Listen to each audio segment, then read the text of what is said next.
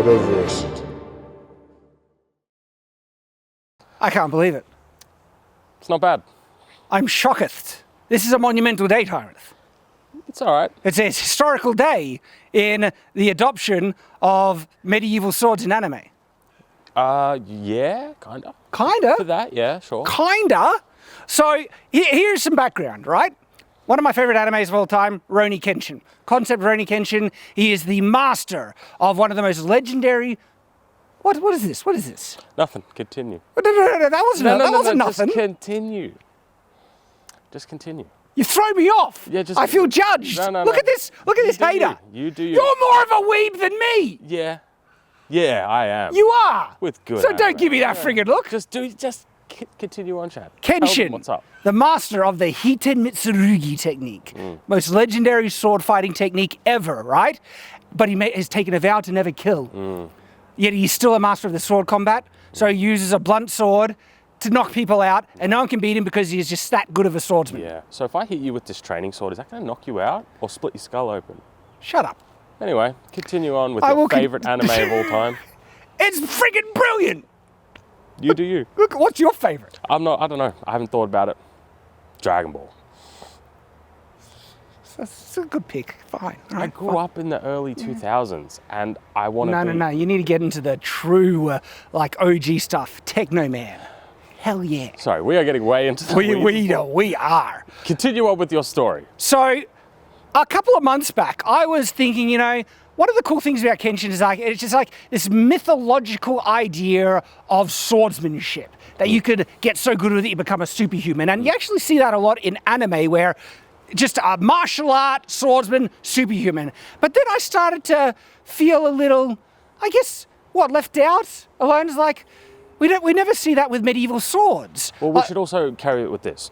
A lot of the swords that you see in terms of medieval stuff in anime is used like a katana. They may have a cruciform style sword, which is completely wrong in kind of its design, but they use it like a katana. Now, the reason why this is because it's an anime, it's made in Japan. It's their point of reference. They like medieval stuff, European stuff. They just don't really know too much about it. Yes, and there are so many animes that have either fantasy setting or semi-medieval setting, right? That have what should be medieval swords. We've got a whole video about pet peeves about the design of medieval swords in anime. Check that video out, right? And then the swordsmanship, even when they try and enhance it to the superhuman level, it's the over-the-top flashy where it's like, wide swings and stuff. There's this and that as well. There is that. I'm not saying there's not. But there is also just a complete absence of anything functional or realistic. And if it is more katana, kenjutsu kind of thing, stuff where there is a lot of sophisticated movements and martial arts based around the design of this sword, utilizing the crossguard, the double edges, and they look friggin' gorgeous, that anime has never really adopted until now, it seems like. Maybe I just haven't seen it. Maybe it does exist and I've got not on my radar. Do you want to tell them what the anime is? I'm getting it. Okay. There's some backstory. You guys, you're here because you're like... exposition. It's Shadowversity. What do you expect, right? So I said I would love to have a show that was about a medieval-style, European-styled Master Swordsman, where his power was just being that good with a sword that actually used functional swordsmanship. I even made an image concept design like, this is the type of character you could do, right? One of the comments said, hey, Shad, you should check out a manga called Country Bumpkin Becomes a Master Swordsman, something around those lines. I was like, because they're saying, it kind of is that. So I checked out the manga, and because it's the manga, they can't really show sophisticated movements or anything like that. So I was like, maybe. The anime is out. It's on Prime for me. And I've watched the first 2 episodes. Yep. And holy crap, it's basically the concept I kind of wanted, but it's but not. It's here's the concept of the anime. So it's something a country bumpkin becomes a master sword or something like that. So he is a sword trainer for many years. He doesn't think he's any good, but is actually the best swordsman in the world. But I like his character. He's very humble, and he thinks he's just an average Joe. And his dad has sent him out of home because he's not married and he wants grandchildren. Yeah. And by the way, I think that's actually, that's like a good wholesome kind of, men, you should get married, find a good wife in your life, a good wife, right? Raise a family. And Our birth rates in our country are plummeting. They're not good. But then, so it has this action kind of thing wrapped up in what looks to be a harem anime, where several of his former students are now all grown up and they have the hots for him, but he's too oblivious to notice. But he does get hired to be the new sword trainer for the, imperial soldiers and stuff. And there is action in it, there's sword fighting. I don't know how harem-y it's going to get. Okay. But that's the background. Okay. All right. Some of the sword moves that they have in the show are actually legit, are actually European swordsmanship. And I want to show them to you, explain how they're good, give them props to it. And there's one thing that actually even impressed me more. I have a pet peeve, and this isn't just for anime. This pet peeve actually applies everywhere, where you have a character who's supposed to be a really good swordsman, and they're training or giving advice to someone, but because the writers or creators don't know anything about swordsmanship, they just say nonsense about, oh, you need to keep your balance more, or oh, the great classic from Rings of Power, stab, twist, gut. Right. Like that's high tier, sword. Yep. It's nonsense. It's an absolute retarded thing that they're presenting as fancy technique. There's a moment in the anime where the guy actually gives a legitimate swordsmanship, tactic that has validity to it. Are we talking about the ending one? We'll talk about where you can adjust your reach to fool your opponent. You adjust your measure by. We'll show it to you. Just to do a really awkward segue, you know what's a big pet peeve of mine? Critical hits. What is a critical hit in real life? And do they operate anywhere near as the same or similar to how they are handled in role-playing games and video games? Well, if you are wondering the answer to that really important question, I mean, I don't know how you can go on living without knowing the answer. I'm joking, but it is really fun to speculate. Well, that is the topic of this week's exclusive video. And to get access to it, just $1 a month. And you can do that through Subscribestar, Patreon, or channel memberships. And me and Tyranth, we go in deep to discuss what actually is a critical hit. And by the way, right, small little thing, it's nowhere near how video games handle it. If you approach it realistically, what would be a critical hit in combat? We go into detail in that exclusive. Thank you to all our incredible supporters. It's only thanks to you we're even still here making this content. And we love being able to give back to you content that you love but isn't viable to produce on YouTube these days. So check it out, $1 a month, and thank you to everyone who's supporting us.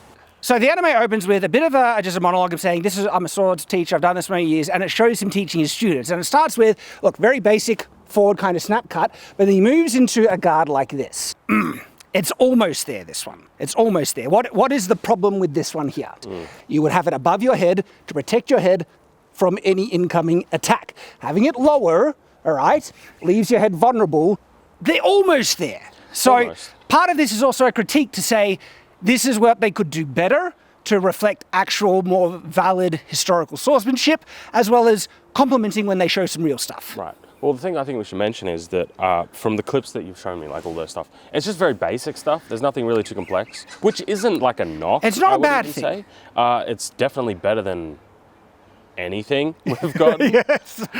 Beggars can't be choosers. Yeah, but there is some good stuff in there. I'm like, it's nice that they're showing that, but it's nothing really like too high level, but to the layperson that doesn't know anything about swordsmanship, it's all advanced to them because they don't know. Well, the critique that I have is that we see a lot of things where I'm like, okay, that's good. For example, doing reverse edge strikes. But then in the fight, when he actually fights the person, he doesn't do any of those things. So I'm very much like... We'll go through the fight because there is some things that they show in the fight that I'm like, okay, good job. Like the way he's blocking.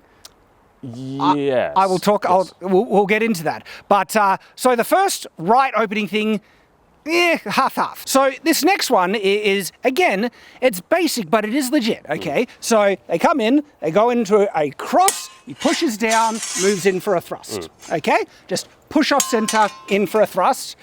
Good. Okay. Yeah. That one is also probably you could find in Kenjutsu. Yeah. Okay. Well, we should mention that as well. That In actual swordsmanship, there's a lot of crossover between a lot of disciplines because of convergent evolution. But one of the unique stuff that you'll find with European swordsmanship is reverse edge cuts. Because we have two edges on our sword.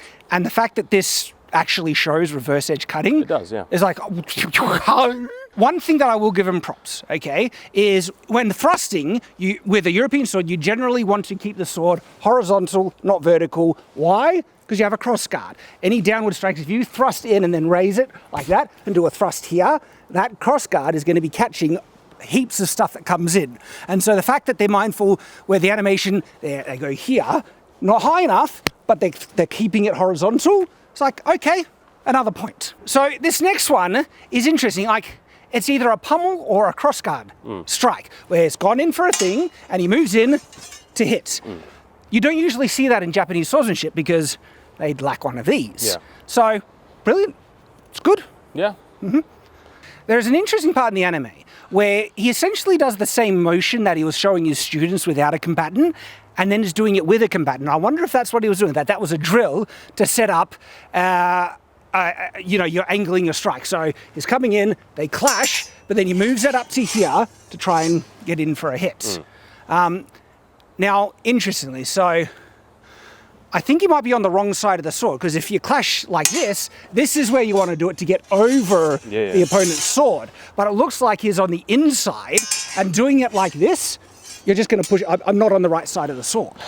I mean, it's an anime, they're drawing it, so I think that's one of those things where they really just don't. So it's a little annoying because it's almost brilliant. Like this, when you lock into a sword and you get in the bind, right? This maneuver is a bit more advanced because you have to think about angling of the blades. And so by reversing your grip, you suddenly have all this leverage now to thrust in and get to your opponent because you've moved it to a different angle. So learning that, amateurs don't know that, right? That's stuff that you learn on instinct. I wouldn't call it advanced, right? It's probably even more basic, but for people that are new to it, they wouldn't know that stuff. Well, the fact that we're bringing this up in the context of anime, that's interesting. It is. In and of itself. It is. That's a great move, right? It's just that it seems like the sword's on the wrong side. Close, so close. And so the next one's interesting because it's essentially what we're bringing up before, where they're doing some real stuff, but at the same time it's still anime and they're kind of not doing anything. There's one where he'll block it and then he'll just come over, and it's like the combatant didn't do anything, the student or anything. Yeah, because if this situation, if someone withdrew it like that and you try and do his move, like you haven't dealt with the sword. This is leaving himself open there. Yeah. Now, what could have worked, right, is if instead of going to a static position, then trying to move around, if you came in for a strike, as my sword was, so you're coming down for a strike, and I did that, okay? That is what they should have done. So again, I'm in a static forward position, and you come in for a strike, and I go around like that. So instead of letting him knock it off, that would be legit. But if we bind, and then I withdraw, the sword's ready to just get me. Again, it's anime, so... But it's interesting where there's stuff to critique, but it's almost like a compliment critique because we can see them trying. Yeah. And it's like, okay, you're almost there. We should mention his sword, right? Tiny friggin' pummel time. Yeah, we've spoken about anime pommels, anime European interpretations of swords. And his is nothing special. Every time. Why? All right, so we're in the intro now. The intro... when I say intro, it's the opening sequence, right, for the show. Show some really interesting stuff. There is one that I think is just goofy. Yes, kind of. Well, he's doing these. He goes sideways, purposely over-swinging to this side, where if you're going to strike, you go forward. And so if you move back, I'll show. So if you're doing an actual sideways strike, you would go high, end here, step in, high, end here, step in, high. But he is doing this weird kind of, and what this position here, Tyranth, is this a good position to end when you're fighting? No. Well, like if you were doing it to me, you attack me like that. For example, if I'm like this, loaded, ready, and you came in for it, and I hit you and come up. But that's good. But you're going to the side presenting your shoulder, I am, but that's why I mean like saying that just because the sword here isn't like. No, I'm talking the ending position. Swing out and end in. Right? Yes. That's what I'm talking about. So this next little one, it's very small, very quick, but I did want to bring it up because it's something that if you've never seen, like if you don't know anything about real swordsmanship, you would not know what that is, but it's actually kind of cool that they've included it. Yes. And it's kind of a flick cut, right? Yes. So it's a cut where if I wanted to get Shad in the head, I will flick over his guard into the head. Yeah. And it's kind of, it looks weird on camera because he kind of goes like this, and you're like, well, what is that? And it's like, It's a snap cut. That's exactly what it is. I'm going to snap over to his head. And he's keeping your arms. So a lot of people think like cuts, your lower arms. No, there are a lot of cuts where you keep your hands elevated and you go spat, like snap it right there. Yeah. Yeah. I maintain that this is what got Shad to do this entire video. Yeah, probably. Because this is his favourite bloody move. So it's one of my favourite drills because one of the things you want to do when you're learning medieval swordsmanship is get accustomed to the back edge. And people, like, if you are just, I don't know, you're coming from swinging a baseball bat or even a katana, right?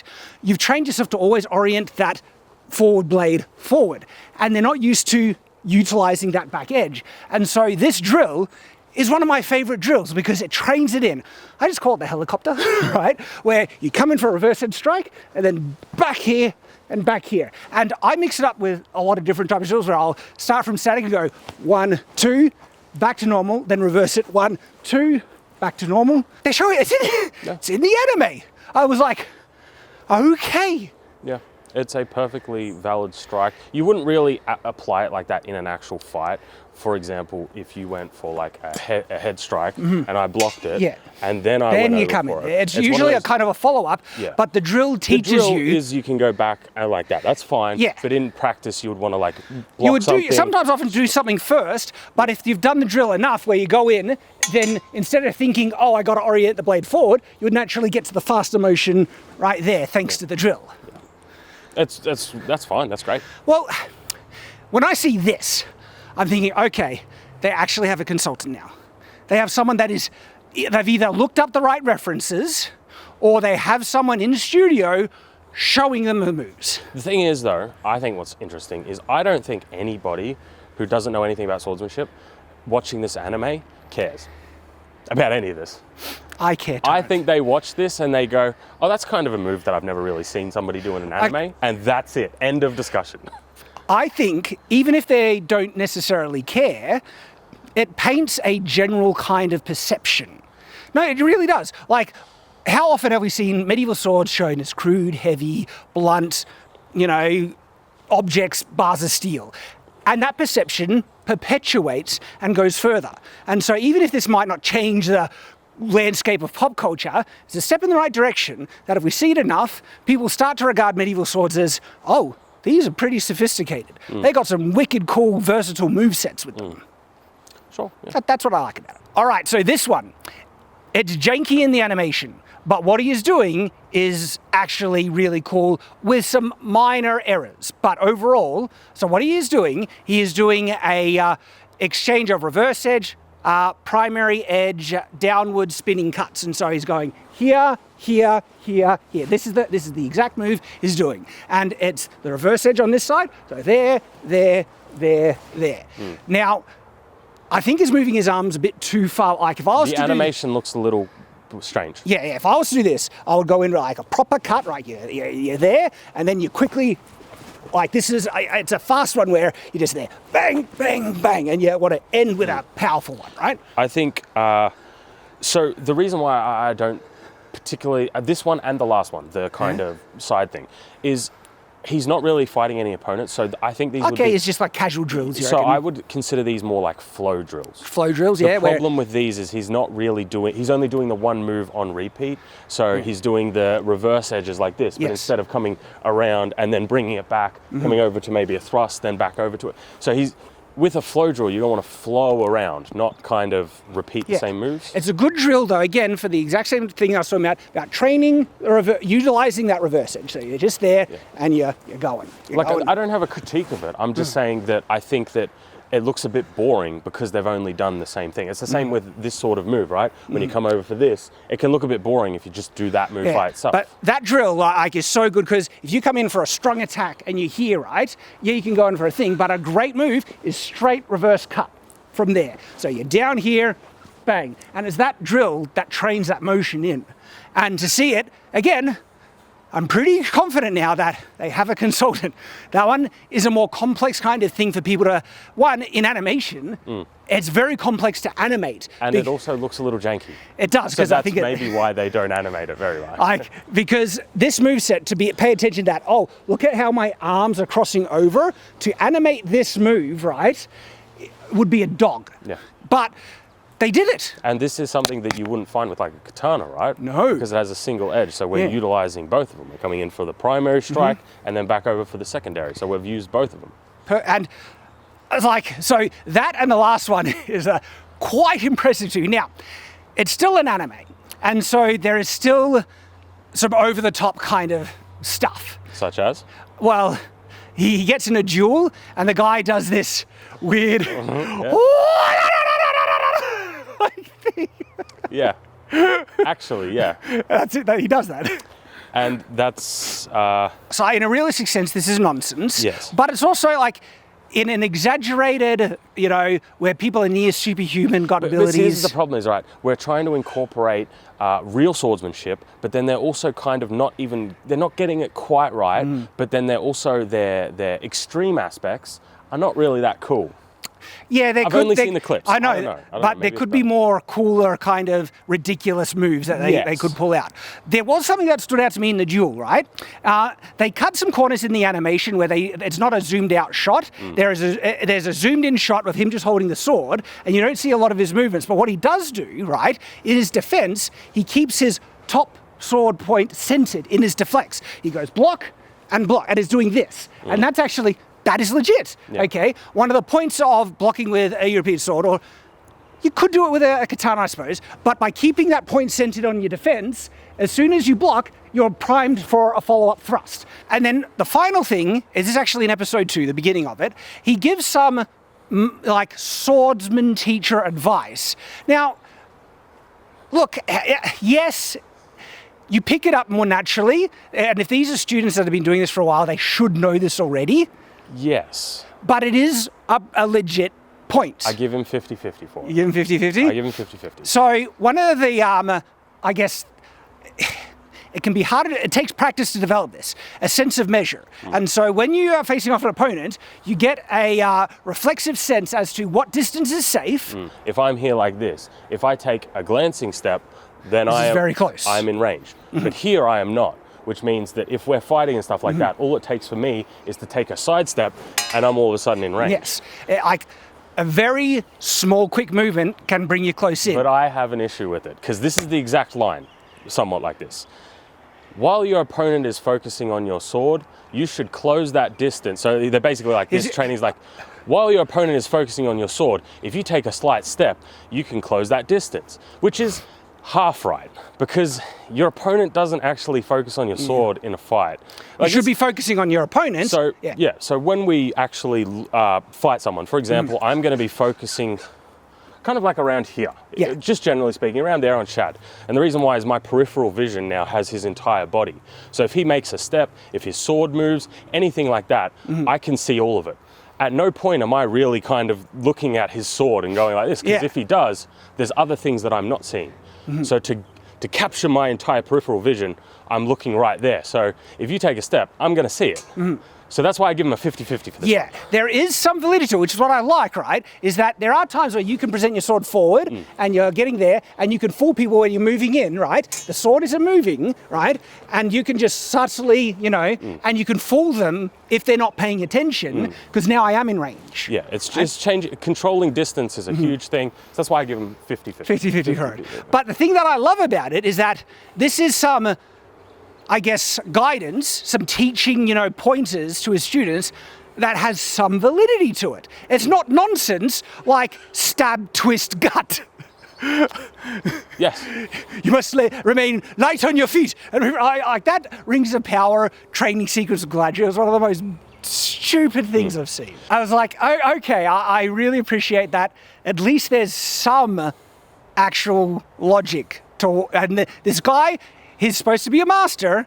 Well, a lot of his moves are actually legit, and the way he speaks about sword fighting has some reason to it.